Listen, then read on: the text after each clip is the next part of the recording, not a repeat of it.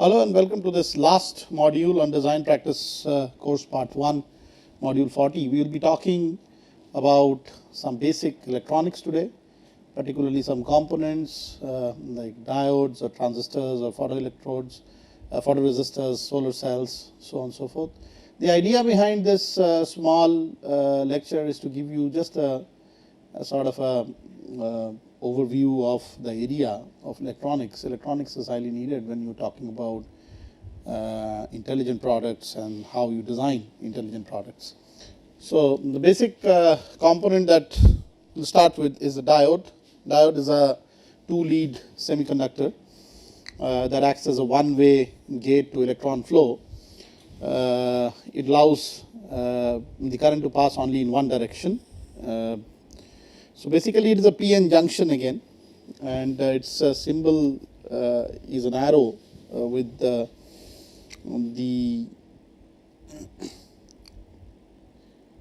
arrow with an eye, where the eye side is basically the negative side of the diode and the arrow side is the positive side. Obviously you can bias it in different manners so that it can lead to a conducting path in the forward direction or into an open circuit. So if we looked at how what is the basic principle of how the diode really works, basically as we know that it is some kind of a PN junction with one side doped highly positively with an excess of holes and the other side doped with a material which will give excess electrons. This is typically group 5 material, and the other side here is group 3. And whenever there is a abundance of, let's say, holes or electrons, so the first thing what starts to happen, even if there is no bias, is that the holes and electrons start moving towards each other and sort of recombine together at the junction, okay, creating some kind of depletion zone. Okay.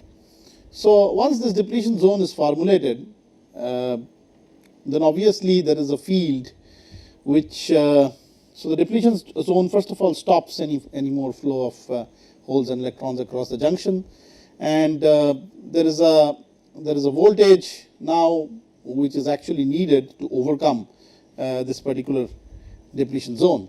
Okay, and so the way that voltage is provided here so that there is a forward flow is that the positive side of the P side of the diode is biased positive and the N side is biased negative, so that now there is a repulsion from the electrodes external to the diode, okay, and the electrons and holes start flowing into each other, and this configuration of the diode is also known as the forward bias. So if I wanted to make a water analogy of how it works, it's actually about a spring pushing a valve plate here, right here in a conduit.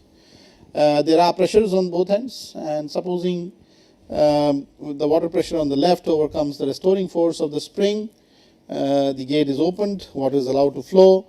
However, when water pressure from right to left, when the water is from right to left, the gate is pressed against this solid bank right here and no water is allowed to flow. This is actually the case when the depletion region expands. If I looked again back to the diode configuration, and supposing if I wanted to just invert the battery by connecting the P side of the diode to the negative terminal and vice versa, the holes will start flowing out and so would the electrons, and the depletion zone will expand so that after a certain time there is no flow of current and it becomes an open circuit. Okay, so the water analogy actually says that very same thing. So it's only a one directional valve, and the forward flow from left to right would open the valve, and if there is a pressure on the other side, the valve would always be closed. So the spring restoring force is related to what happens at the junction towards the beginning because of the small depletion layer that is already present, and there is a cutoff voltage that is needed to at least provide actuation to the spring so that the plate starts rotating and the gate starts opening so that flow happens. So in the same manner, in a silicon diode, you need some kind of threshold voltage, okay, just because in this configuration there has been a depletion zone created in some regions where there is an opposite field, and that E field has to be overcome for the electrons to push towards the left and the holes to push towards the right, so that there can be forward biasing. So for a silicon diode, typically this voltage is about 0.6 volts, beyond which you can easily assume the diode to fully conduct. Okay, so you can see the current voltage response here. When beyond that particular critical voltage, there is an avalanche of charge carriers, and there is an increase in current. For a germanium diode, it is typically lesser. Okay, it is about close to 0.36, as can be seen here, right in the figure. Okay, and diodes can be put into many applications. One of them being the half-wave rectifier. This sort of converts AC input voltage into a pulsed DC output voltage, and whenever the AC input becomes negative at diode's anode, the diode blocks the current flow. See this particular circuit, for example. So in one cycle, when this side is positive and the other side of the electrode is negative, the diode is in forward bias condition and is a closed circuit. In the other end, when the polarities change, the diode becomes a blocker or an open circuit. So therefore, if we were to just check the V output happening, it will corresponding to only one cycle when the diode is forward biased, you will have a response across the load, and this particular cycle right here is when the diode is reverse biased and the circuit is an open circuit, so it will not conduct this particular part of the cycle. So it's one of the simplest examples of what can be done using this unique switch which operates beyond 0.6 volts forward potential. So diodes can also be put like a Wheatstone bridge. For example, in this particular case, you could have a series of 4 diodes between D1 to D4 put like Wheatstone bridge configuration. When we are talking about putting a bias voltage of positive towards the top and negative towards the bottom in one particular cycle, so two of the diodes, namely D3 and D2, become forward biased and D1, D4 becomes reverse biased. And so it can be easily seen that for the positive half cycle, the D3 R output, D2 would be the current flow path, and for the negative half cycle again, D4 R output, D1 would be the current flow path. And this way what happens is that on both sides of the signals we have part of the signal being recorded at the output and this becomes a sort of a pulse DC again between 0 and some maximum volt, maximum DC voltage. So that's how you get the full cycle of the AC as an output from the load resistor. Obviously the load resistor adds its own potential drop, and so the voltage which is recorded is lower than the voltage which is sent into the system. Diodes can also serve as AC to DC power supplies. For example, you can build a AC to DC power supply using a transformer and a full wave rectifier, as can be seen here. This part is the transformer, this is a full wave rectifier, and the transformer and rectifier is again connected in series with respect to a capacitor and a load resistor across which an output has to be measured, or output voltage would be measured. So typically the transformer is used to step down the voltage, particularly of the input, so that it gets into the rectifier circuit. It converts, so the rectifier circuit converts the AC into a pulse DC, as you just saw in the full wave rectifier application last slide.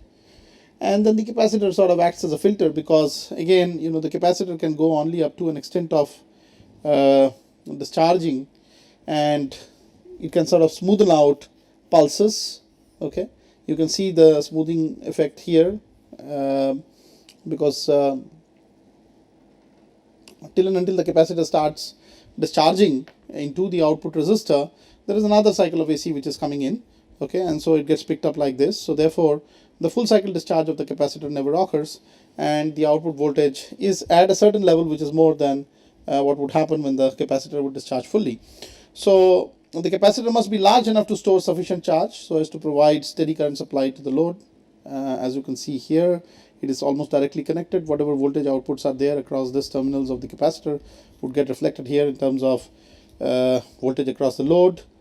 And the relationship that would formulate in this situation is that the R load times C should be much higher than the inverse of the frequency, okay, of the rectifier signal.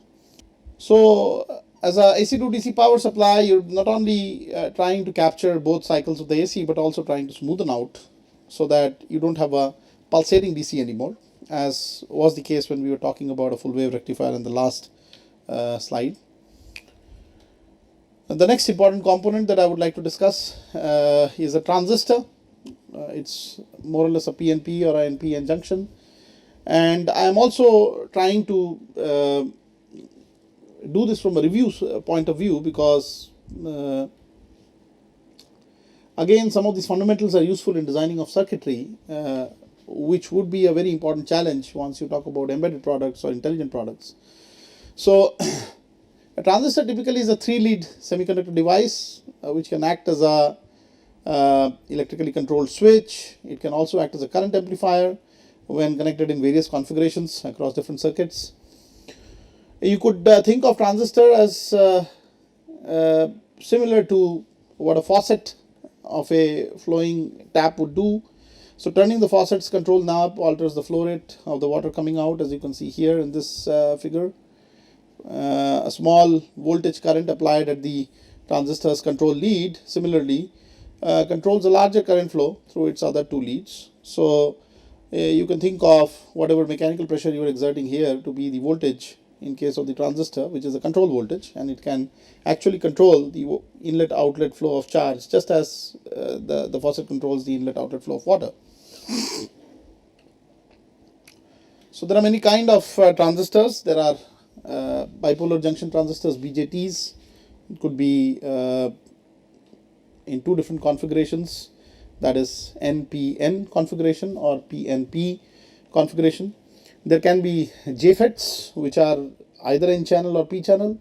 They call junction field effective transistors. Then there can be MOSFETs, or metal oxide semiconductor field effective transistors. There also you have a depletion type and an enhancement type MOSFET. Typically the depletion type would have, so these are some pictures of how the BJT, JFETs and MOSFETs look like as they come in the market. The basic principles of how a transistor operates is really based on a small input current and a positive voltage towards the base region of the transistor, which will actually control the current between the collector to emitter region of the transistor. It is being symbolized here. There is a base, collector and emitter. Essentially you are controlling this voltage current so that the flow between the collector and emitter actually modulates. If we look at what is going on in terms of the charge carriers and how they are being controlled, let's actually just look into the bipolar junction transistors and how they work, and on that basis you would be able to develop a feel of how transistors actually work. So when no voltage is applied at transistor's base, in this particular case this right here is a base, okay, and you have a collector side and an emitter side, and there are electrons which are in the emitter, as you can see here, right here, and the collector side, and the base has majority of the positive charge carriers, it being a NPN junction. So when no voltage is applied here, you can see 0 voltage is being applied in the transistor's base.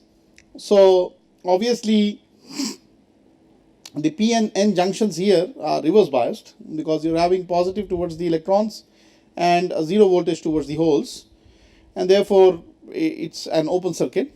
Now, there's no charge flow in this particular case. So electrons are in fact prevented from entering the base region, okay, or even the collector region. Now when a negative voltage is applied to the base, things will get even worse, because now you have complete depletion happening across these junctions, and therefore the PN junction between the base and emitter becomes reverse biased, resulting in formation of a depletion region that prevents the current flow from happening. So this is typically the transistor off position, okay, when either the base is at 0 volts or set at 0 volts, or the base is set up at some negative volts, which allows these junctions to act as reverse biased. Now, if a positive voltage greater than about the threshold voltage or the cutoff voltage, so that the gate can open, okay, 0.6 volts, let's say, if it's made up of silicon, is applied to the base of an NPN transistor. So I am now deliberately making this voltage positive. The PN junction between the base and emitter becomes forward biased, and during forward bias, escaping electrons are obviously drawn towards the positive base. Okay, some electrons would even exit through the base because of the slight positive bias of the base. But architecturally, what is done here by people who plan these devices is that this P region is made exceptionally thin. And so the idea here is that hardly any of the escaping electrons would have chance to get into the base region. So some electrons exiting through the base because of the p-type base and the base being so thin. The onslaught of the electrons that leave the emitter get close enough to the collector side. Okay, so hardly any or very small amount of electrons would actually leak through because of this the thinness, or let's say the thin section of the base region. So they begin to jump. The electrons begin to jump onto the collector side, and most of it goes in this direction, increasing the base voltage further, increases the emitter to collector electron flow. And here essentially you are applying a bias and not allowing the electrons to get collected in the bias applied, so that most of it is actually now gone to the emitter side.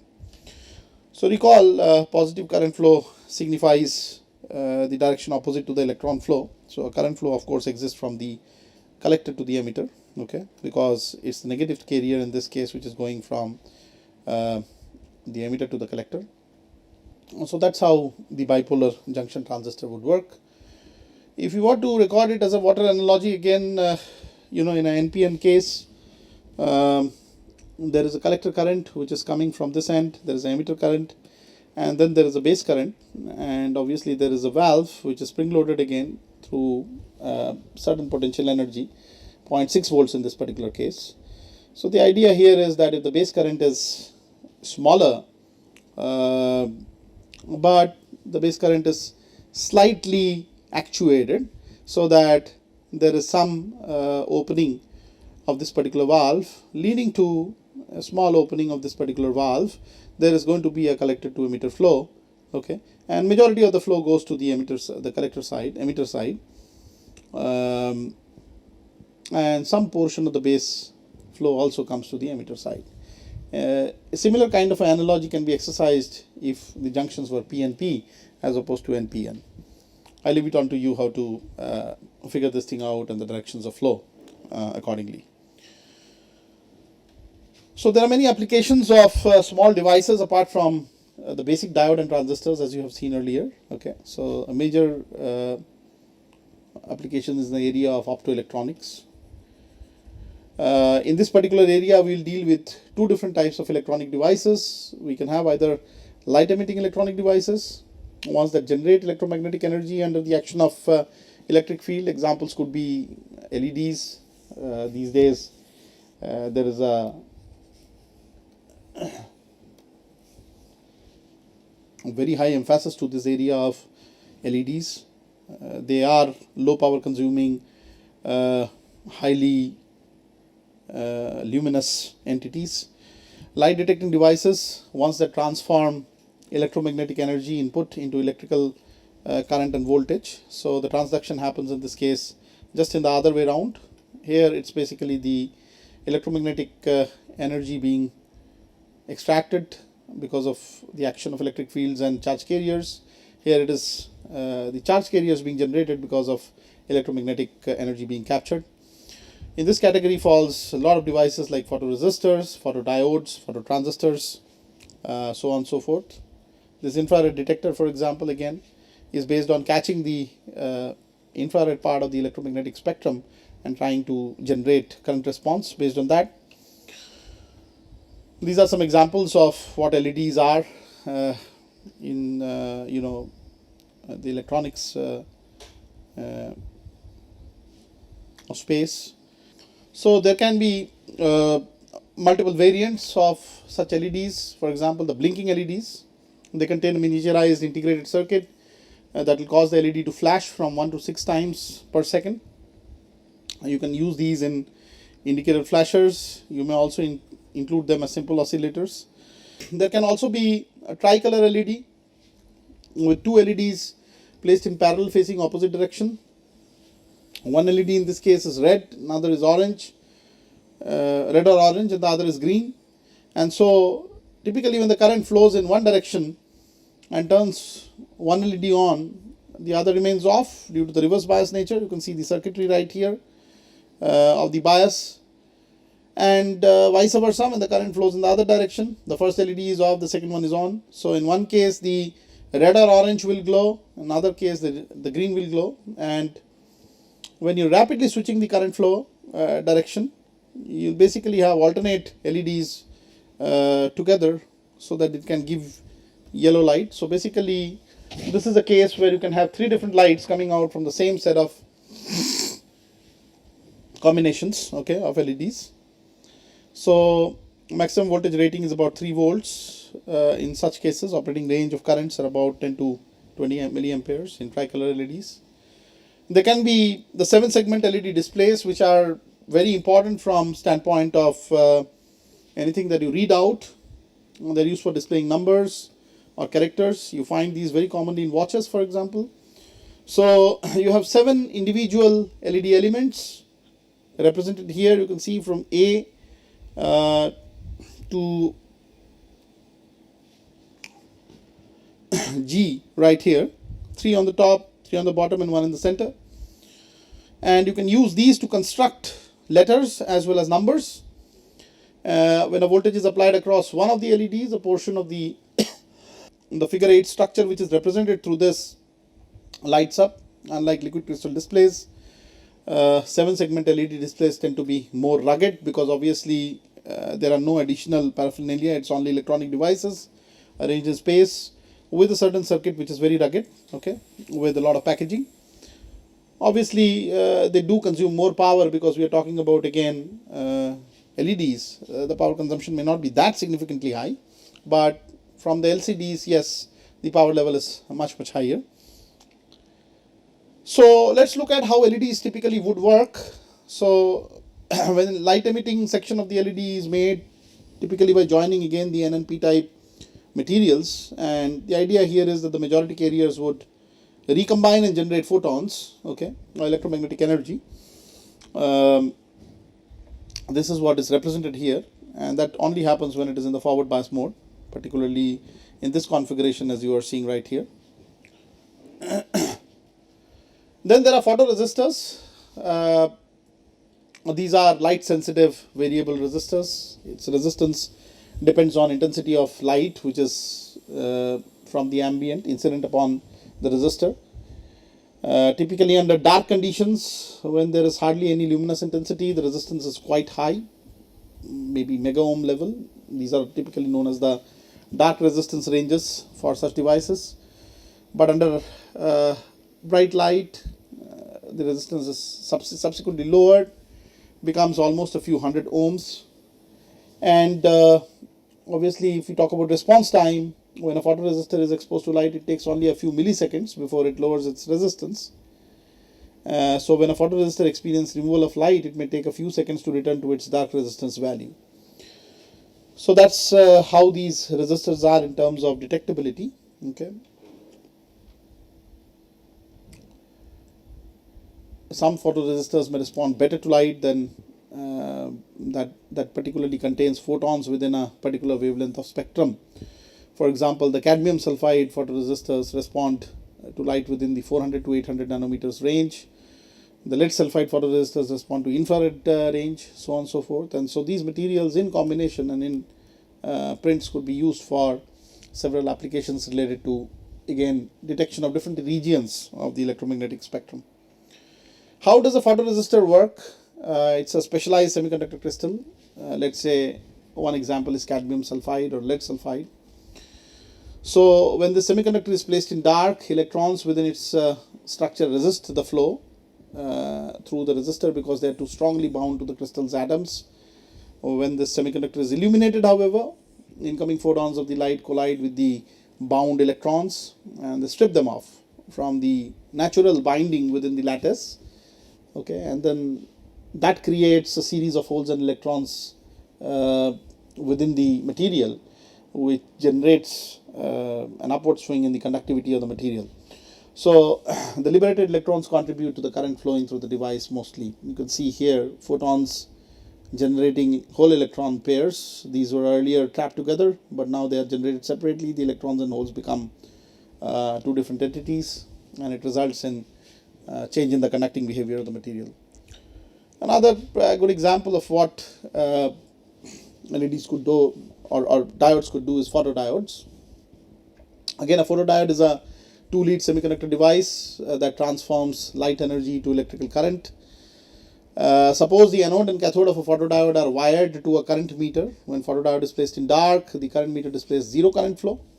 But when the photodiode is exposed to certain section of the electromagnetic spectrum, it suddenly becomes a current source and there is a current which is generated. Okay, so basically the photons cause the current to flow from cathode to anode because in this particular case probably the photons create hole and additional hole and electron pairs so that the current can increase. So it's the other way around, that the electromagnetic wave is able to actually create whole electron pairs in such cases. So it's the reverse of LED.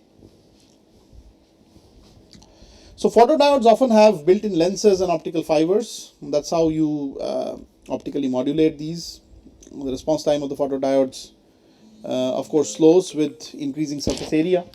So photodiodes are more sensitive than photoresistors. How do photodiodes work? Photodiodes are having an orientation of a thin N-type semiconductor sandwiched within a thick P-type semiconductor. N side is typically called the cathode and P side is the anode, as you can see here. So the illumination typically goes on one side of the photodiode, typically let's say the N side, and among illumination a number of photons pass from the N side into the P side of the photodiodes. So some photons which typically pass are also because they are very thin, they are passing through a very thin layer of a material. So when they are able to make it into the P side, they collide with the bound electrons within the P semiconductor and they eject them, creating holes and electrons. And these collisions are close to the PN interface. The ejected electrons cross the junction, yielding extra electrons on the N side, extra holes on the P side. And the segregation of the positive and negative charges leads to a potential difference across this junction, which is actually the response current on the exposure to this electromagnetic spectrum from one end of the junction, particularly the thin end of the junction.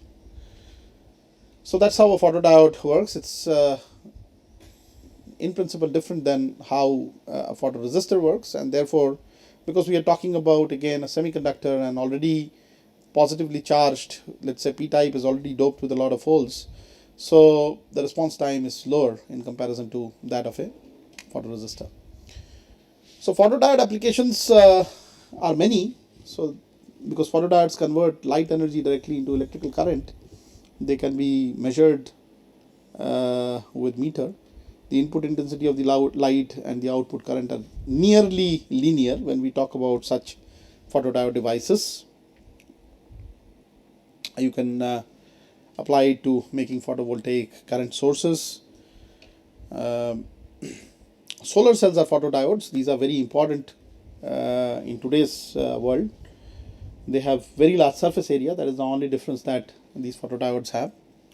So compared to usual photodiodes, the large surface area in photodiode of a solar cell yields a device that is more sensitive to incoming lights. These are, for example, a series of such solar cells. The device yields more power, that is larger current voltage products. The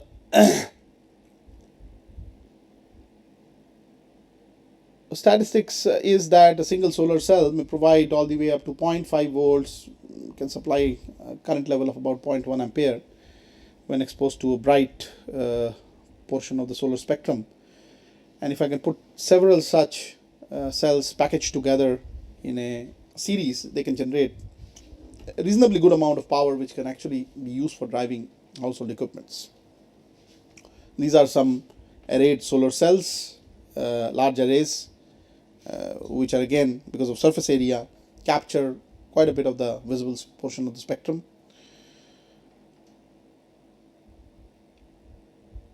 So the solar cell's basic operation is that it acts as a power source. Each solar cell produces an open circuit voltage of about 0.45 to 0.5 volts.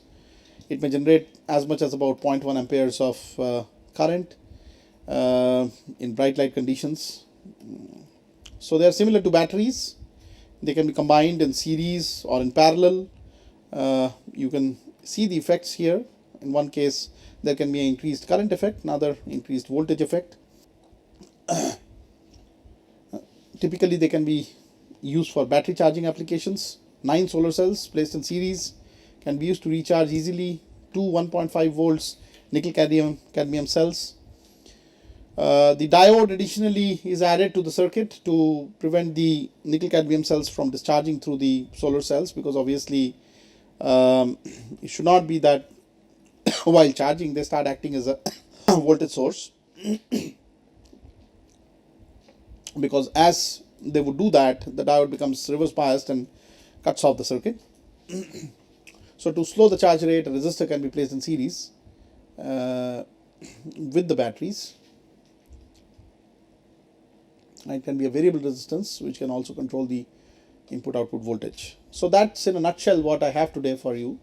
For some of the components that you should know into this very basic electronic devices. These are important from a standpoint of a designer's portfolio of working into embedded products or intelligent products. And this incidentally also completes our course on Design Practice 1, where we have gone across a sequence of how design is cherished in the real world with different strategies in place. We have started with learning about how important is design, or what are the different thinking ideologies which are there. We extensively did the Stanford model for design thinking. We have also covered a vast region of concurrent engineering, where we show what is the utility on one hand and then apply concurrent engineering several problems, real life problems.